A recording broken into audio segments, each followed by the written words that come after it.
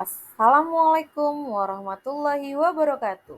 Om Swastiastu, Nama Budaya, Salam Kebajikan, Rahayu, Tabi pun. Bapak Ibu PJOK hebat, di sini saya akan memaparkan bukti karya PKG PJOK oleh saya sendiri, Mia Puspita Sari. Ini adalah lembar pernyataan peserta PKG PJOK, pengambilan gambar anak, foto dan video, dan juga penilaian produk bukti karya. Pendidikan jasmani, olahraga, dan kesehatan memiliki peran yang sangat penting dalam membentuk individu yang aktif, sehat, dan berkarakter. Namun pada kenyataannya, implementasi pembelajaran PJOK di sekolah masih menghadapi berbagai tantangan, antara lain kurangnya fasilitas dan peralatan yang memadai, minimnya kompetensi guru PJOK, serta kurangnya ide dan variasi dalam metode pembelajaran. Dengan dihadirkannya program pengembangan kompetensi guru PJOK sebagai salah satu upaya untuk mengatasi tantangan tersebut, serta diharapkan agar dapat meningkatkan kualitas pembelajaran PJOK. Melalui kegiatan PKG PJOK ini diharapkan dapat mengembangkan kompetensinya dalam merancang pembelajaran yang kreatif dan inovatif, serta dapat menggunakan berbagai metode pembelajaran yang aktif, dan juga dapat mengimplementasikan penilaian otentik. Selain itu juga dapat melakukan pembelajaran yang berpusat pada peserta didik. Kegiatan ini mengajarkan saya untuk memanfaatkan aset yang ada di lingkungan sekolah. Dengan demikian, meskipun sekolah kekurangan sarana, kita tidak harus berfokus pada masalah atau kekurangan itu sendiri, melainkan kita harus mencari alternatif ataupun solusi dengan memanfaatkan aset yang ada. Perubahan paradigma guru PJOK. Perubahan paradigma dalam konteks guru PJOK merujuk pada perubahan cara pandang, keyakinan, dan juga praktek pembelajaran yang dilakukan oleh guru. Seperti yang kita ketahui sebelumnya, guru PJOK mungkin lebih fokus pada aspek fisik semata. Namun, pada paradigma baru mendorong guru untuk melihat PJOK sebagai suatu proses yang holistik yang melibatkan aspek afektif, kognitif, dan psikomotorik. Pada kegiatan PKG PJOK, pada modul ini mindset kita dibuka tentang tujuan pembelajaran PJOK, di mana pendidikan tidak hanya sebatas mencetak atlet, tetapi juga diharapkan membentuk individu yang sehat, bugar, dan juga berkarakter. Dulu, proses pembelajaran dilakukan hanya dengan ceramah dan demonstrasi. Sekarang pembelajaran dilakukan dengan aktif, berbasis masalah, berbasis proyek, dan juga permainan. Dengan metode pembelajaran yang ada saat ini, refleksi sangat penting dilakukan di setiap proses pembelajaran PJOK. Karena dengan refleksi kita bisa mengetahui apa saja yang telah kita lakukan saat pembelajaran. Setelah pembelajaran ini, akhirnya saya mampu mengetahui bagaimana proses pembelajaran yang saya lakukan. Target saya selanjutnya adalah melakukan refleksi di setiap pembelajaran, karena dengan refleksi kita bisa mengetahui kekurangan kita sehingga dapat melakukan perbaikan. Latar belakang pembelajaran PKG PJOK modul 1.2.e mengenai tentang tangga refleksi. Yang pertama, remember atau mengingat. Di sini saya telah mempelajari materi modul pemikiran berbasis aset ataupun kekuatan. Selanjutnya, understand, memahami. Di sini saya memahami bahwa berpikir berbasis aset adalah cara terbaik untuk mengidentifikasi dan memproses nilai positif dalam hidup. Selanjutnya, apply atau menerapkan. Saya dapat menerapkan pendekatan berbasis kekuatan di sekolah saya sebagai bentuk pemanfaatan aset dalam pembelajaran PJOK. Selanjutnya, menganalisa atau analis. Pola pekerjaan dan tindakan saya adalah mendorong pembelajaran yang berpihak kepada peserta didik dengan memanfaatkan aset sumber daya yang ada di sekolah, serta dapat merancang pembelajaran yang inovatif dan menyenangkan bagi peserta didik. Selanjutnya, mengevaluasi.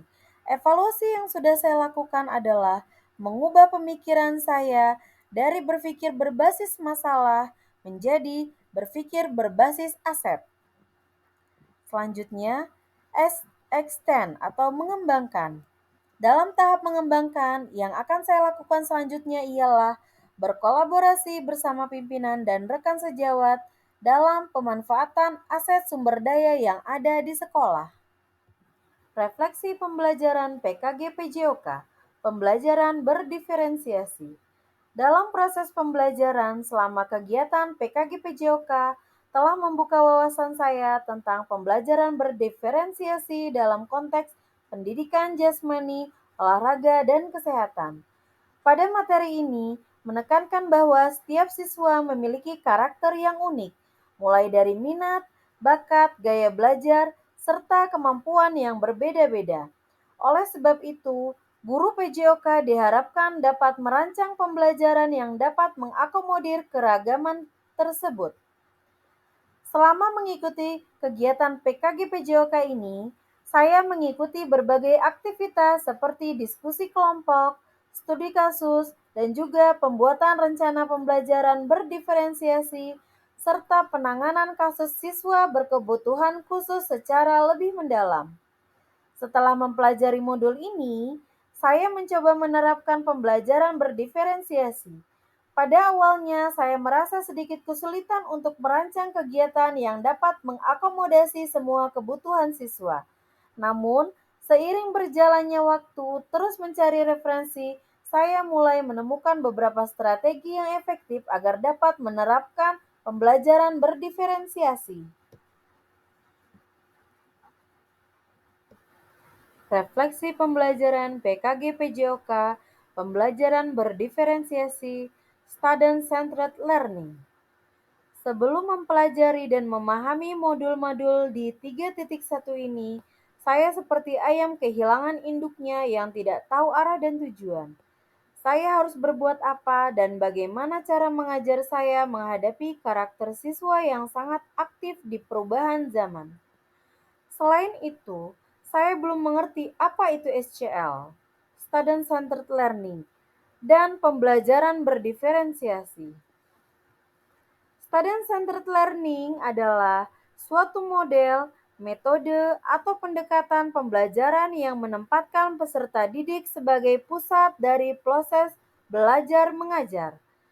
Sebelum mempelajari modul tersebut, saya sebagai guru belum pernah melakukan pembelajaran teori berpusat ke peserta didik, dan mungkin teori pembelajaran saya masih dikatakan menggunakan teori komando di setiap penyampaiannya.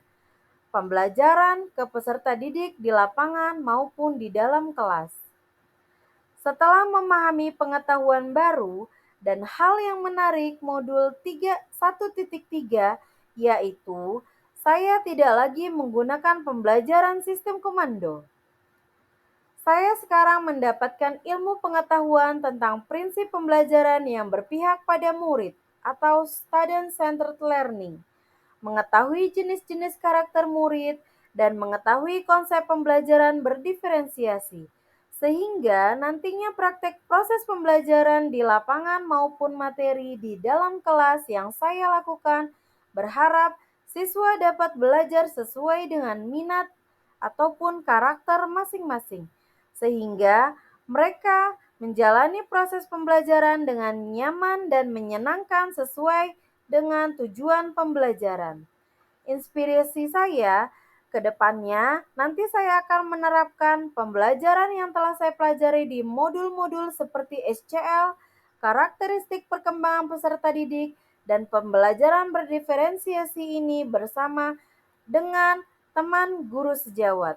Inspirasi saya sebagai guru PJOK, kedepannya saya dapat memberikan contoh teladan rekan guru sejawat untuk memperbarui model pembelajaran sesuai dengan perkembangan zaman. Saya harus lebih kreatif dalam menyajikan pembelajaran dengan menggunakan berbagai metode yang menyenangkan bagi murid yang telah saya pelajari untuk memudahkan guru dalam menyusun pembelajaran peserta didik yang sesuai dengan karakteristik peserta didik dan menghadirkan pembelajaran yang berpusat pada peserta didik. Isu-isu sosial dalam pembelajaran. Yang pertama, eksklusivitas pendidikan jasmani dalam dominasi wacana olahraga. Di sini pada situasi suatu ketika Pak Guru Budi ingin mengambil nilai untuk mengisi kebutuhan pemenuhan nilai lapor semester gasal di kelas 8. Untuk mendapatkan hasil yang valid, maka Pak Budi merancang tes kemampuan fisik dan keterampilan bagi peserta didik. Untuk tes fisik, Pak Budi akan menggunakan tes push up, sit up, dan serta tes lari mengitari lapangan selama 12 menit. Selanjutnya, terkait dengan tes kecabangan olahraga, Pak Budi melakukan tes keterampilan dasar pada masing-masing cabang olahraga yang telah diajarkan dalam proses pembelajaran PJOK selama 1 semester yang telah berlalu. Dari sisi konsep pendidikan jasmani, analisis apa yang dapat Anda berikan?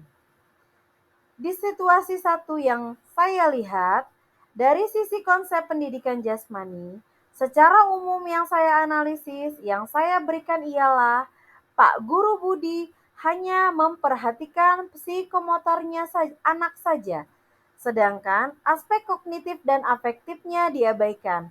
Selain itu, terkait dengan wacana eksklusivitas situasi yang mungkin muncul dari gambar situasi ialah Pak Budi hanya menilai keterampilan gerak saja yang menjadi tujuan utamanya.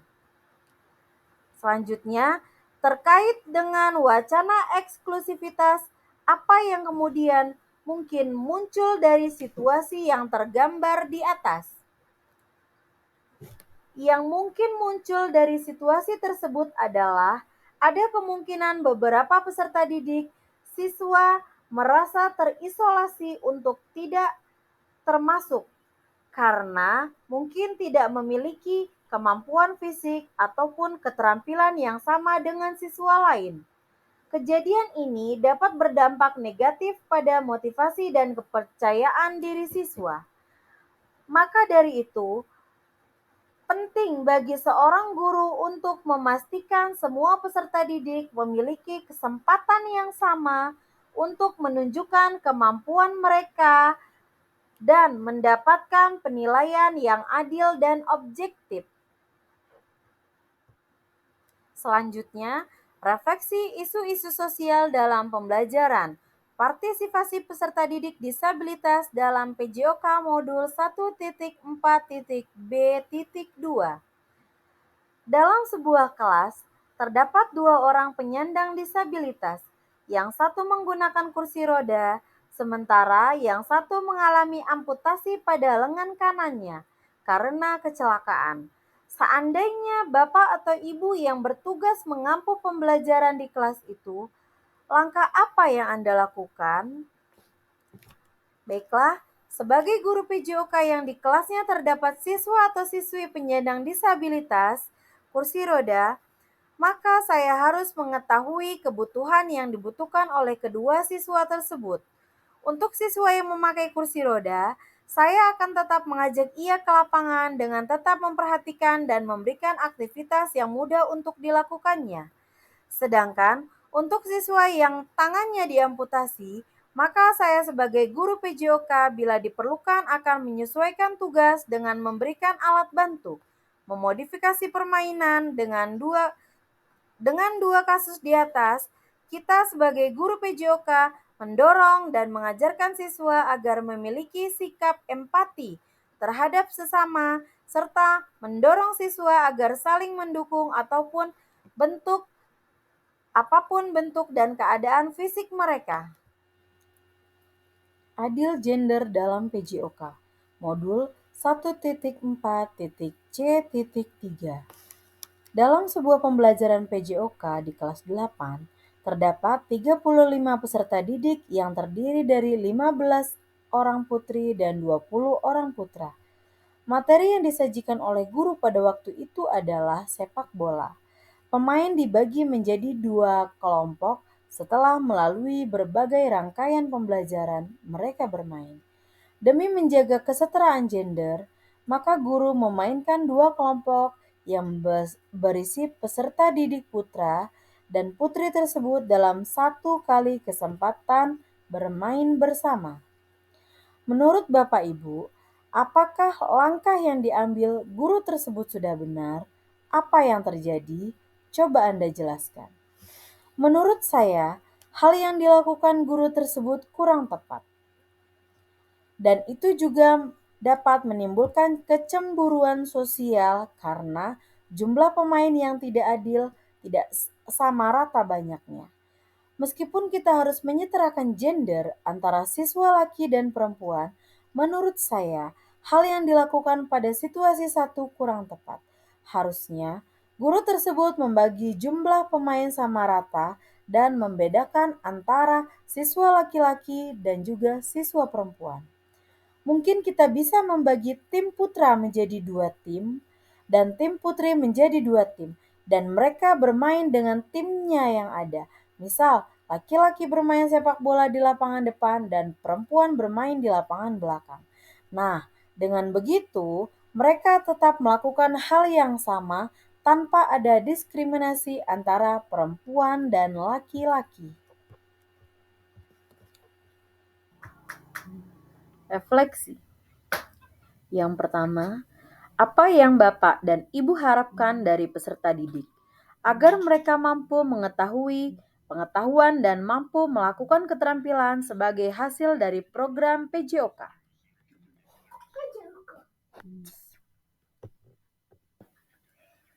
Jawaban saya, yang saya harapkan setelah mempelajari modul DLMS bahwa siswa mempunyai pengetahuan yang cukup baik memahami ilmu olahraga yang bisa mengembangkan minat, bakat, serta merasakan kebahagiaan sendiri dalam cabang olahraga yang mereka senangi, terutama di sekolah, agar siswa berkembang dengan cara bergerak di setiap pembelajaran PJOK. Selanjutnya, bagaimana cara Bapak dan Ibu mengetahui ketika mereka telah berhasil mencapainya? Menurut saya, cara mengetahui bahwa siswa telah mencapainya ketika tanya jawab. Setelah materi disampaikan dalam proses pembelajaran, mereka semua saling ingin menjawab pertanyaan yang disampaikan dan juga menjawab soal-soal pada akhir semester dengan nilai yang lebih dari standar KKM. Kemudian, melihat pada saat praktik siswa lebih bahagia dan aktif bergerak, menikmati olahraga tanpa mengeluh dan merasa lelah. Yang ketiga, bagaimana Bapak dan Ibu menghantarkan mereka sampai pada tujuan yang diharapkan dengan cara-cara yang menantang dan semenarik mungkin. Yang pertama, yang menantang untuk saya mencapai tujuan pembelajaran yaitu memberikan materi dengan siswa yang hiperaktif, tidak bisa diatur, dan siswa yang pendiam ataupun murung, tidak biasa bermain. Menurut saya, menantang untuk kita memberikan nasihat dan motivasi dengan memahami psikologi siswa hingga mereka mudah mengikuti pembelajaran. Kemudian, yang menarik untuk mencapai tujuan yaitu siswa mampu memahami dengan gembira, sehat jasmani sesuai dengan nilai-nilai Pancasila yang terkandung dalam kurikulum. Selanjutnya, apa yang Ibu atau Bapak maknai ketika mencoba mengembangkan kurikulum berdasarkan program PJOK tadi, jika dimulai dari harapan akhir atau capaian akhir yang diinginkan? Yang saya harapkan ketika saya menyampaikan atau melakukan berdasarkan program PJOK, yaitu dapat diterima semua dalam proses pembelajaran terhadap siswa. Kemudian bisa menjadikan program PJOK sebagai wadah ataupun contoh baik bagi rekan guru sejawat dan kepala sekolah apabila pelajaran PJOK mempunyai nilai-nilai yang baik. Metafora dari foto pohon dan aplikasinya dalam pembelajaran PJOK. Sebuah pohon dapat menjadi metafora yang kaya akan makna untuk memahami pembelajaran gerak dalam pendidikan jasmani, olahraga, dan kesehatan. Pohon dapat mewakili pondasi dan manifestasi gerak yang kompleks, dikutip dari Bapak Freddy Roland Manalu, SPD. Baiklah, Bapak Ibu guru PJOK hebat. Menurut pengalaman saya, Setelah saya mengikuti kegiatan PKG PJOK ini, membuka wawasan saya tentang pendidikan inklusi.